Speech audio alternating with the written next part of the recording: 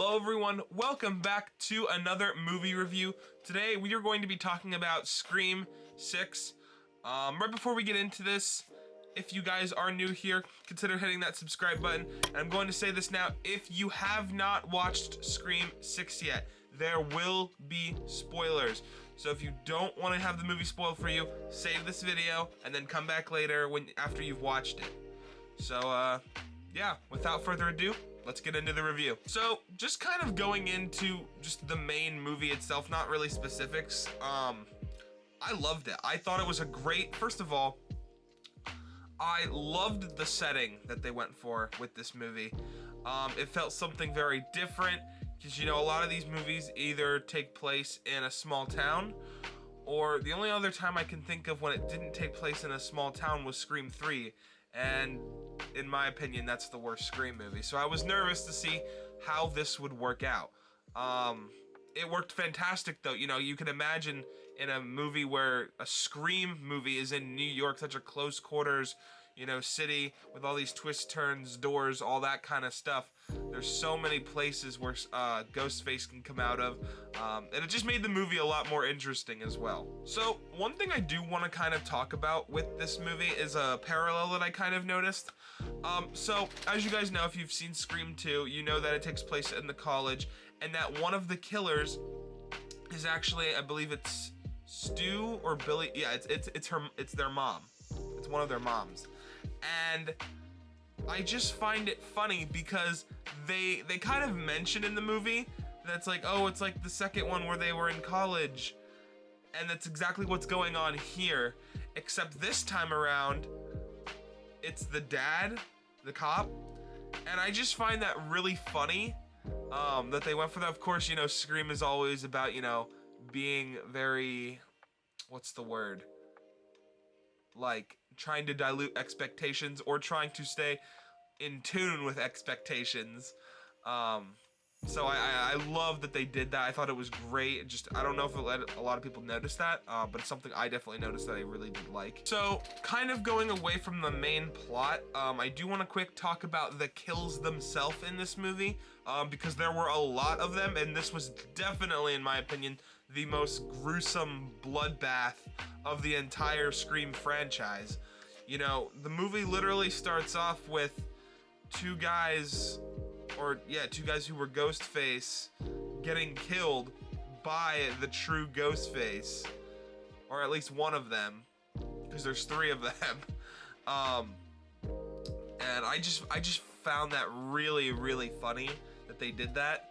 But kind of going back into what I was talking about, the kills in this movie were actually like insane. They showed a lot of the stuff that usually they would quick cut away, but they do show things, but it just felt like in this movie they showed that extra step, you know, of like going inside. And I know one of them was like someone getting the knife, I think, through, oh yeah, like when they were upstairs, one of them got the knife in the eye, and it was great. I thought it was fantastic. I think one of them even got it like right in their mouth, and then they came back to life, which was like insane.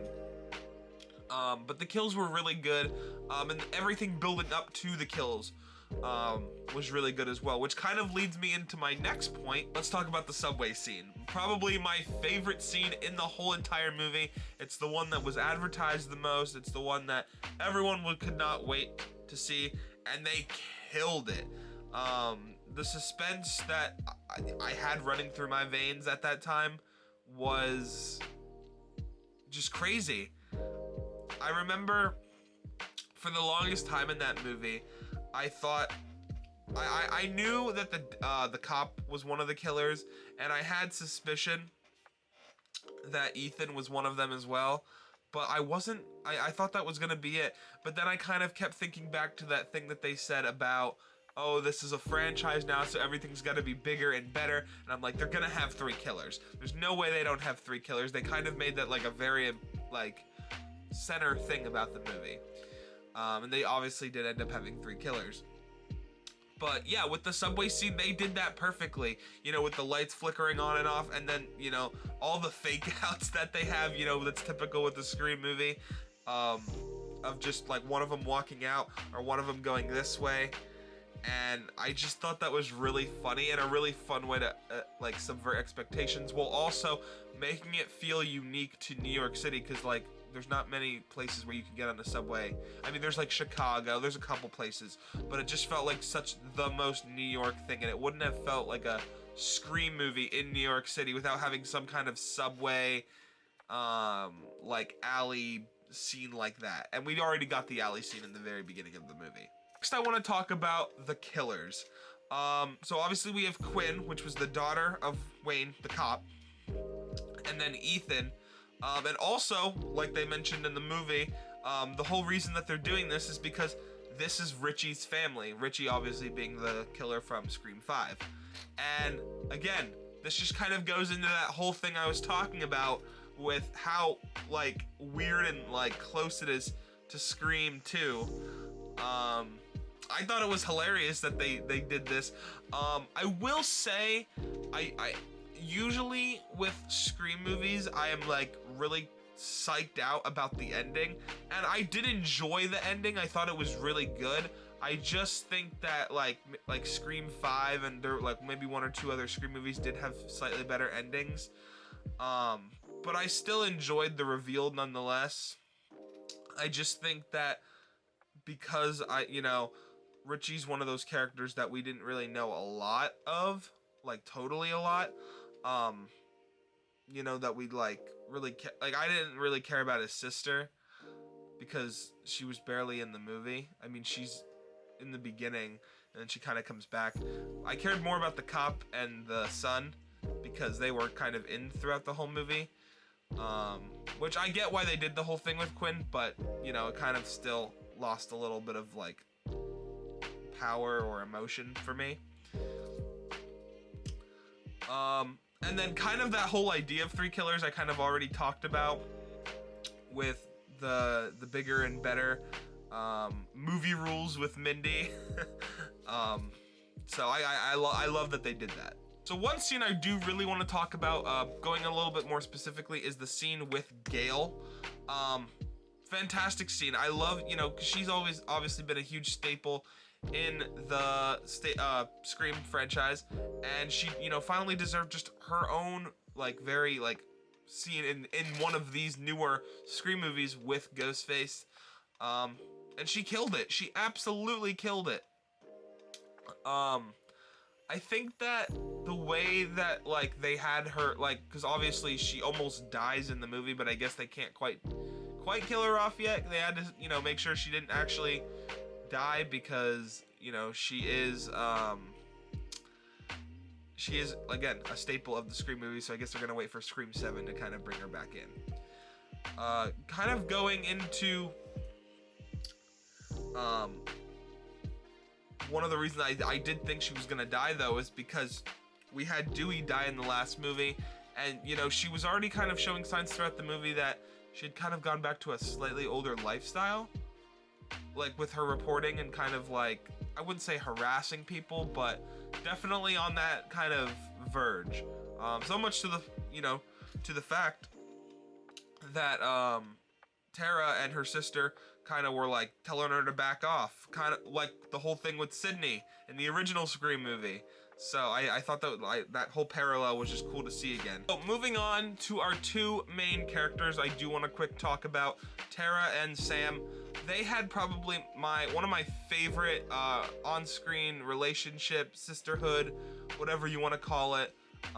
Best sibling, or just great, just combined power in a movie, I guess, if you want, whatever you want to call it. I thought their dynamic together was great, and sort of the underlying message of her having to give Tara her space and let her make decisions for her own.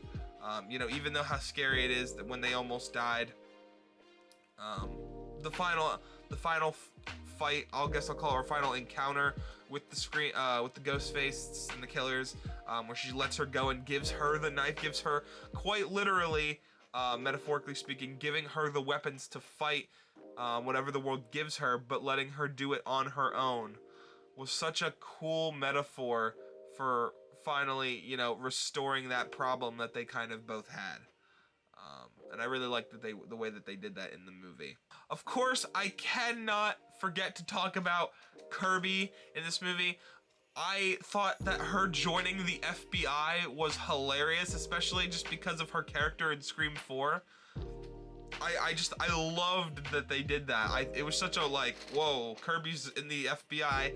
And then not only with that, but then when they were all in that hideout at the end, like waiting for the killers, when the dad called and said that he made up the lie about Kirby being discharged from the FBI 2 months ago, I won't lie, for a couple of minutes, they got me. I was like, whoa, you know, this whole movie, I trusted Kirby because, you know, she's one of the old, you know, one of the old peeps. She was in the Scream 5. She didn't hurt anyone, and I thought everything would be okay, but I guess not, because they thought that it would be funny to do that whole bit with her.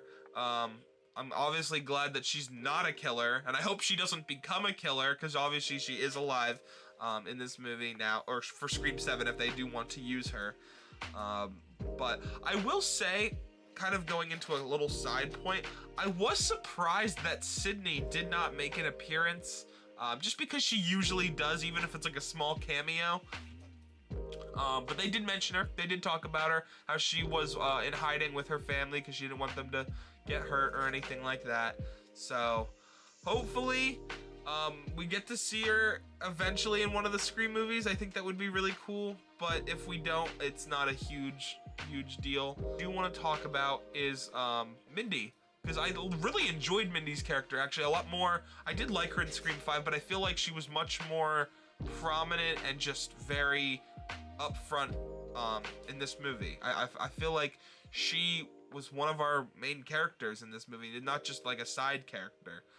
I loved her explaining the whole franchise thing in the park, and then kind of even going after movie fans, talking about letterboxd accounts and just stuff like that. I thought was hilarious. You know, of course, like they always kind of go making fun of their fan base in the Scream movies. Yeah, guys, with that said, like I said, I really enjoyed this movie. I believe I gave it a 4 out of 5 on my letterbox, which I'll leave right here.